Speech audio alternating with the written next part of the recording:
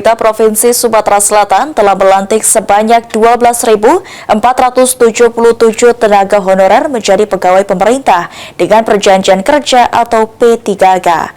Namun demikian, masih ada sekitar 6.009 tenaga honorer yang saat ini menanti pengesahan sebagai P3K.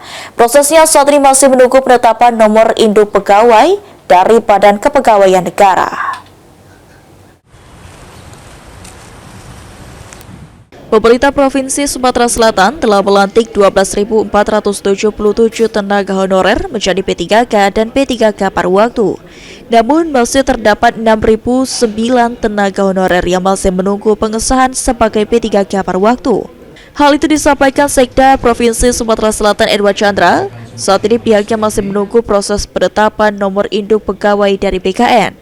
Karena itu, pengangkatan 6.009 tenaga honorer ini belum dapat diresmikan sepenuhnya. Menurutnya sudah mengajukan penetapan NIP ke BKN, hanya menunggu pengesahannya. Mereka termasuk dalam kategori P3K paruh waktu dan harapannya bisa selesai di akhir tahun ini. Kan kita sedang menunggu untuk proses itu yang paruh waktu ya, kita cari 6.000 ya, kalau yang paruh waktu. Kita tunggukan itu yang untuk menuntaskan yang paruh waktu itu. Artinya kita sedang mengusahakan untuk melakukan secepatnya, Pak ya? Iya, kan prosesnya sedang menunggu NIP, NIP, nomor kepegawaiannya.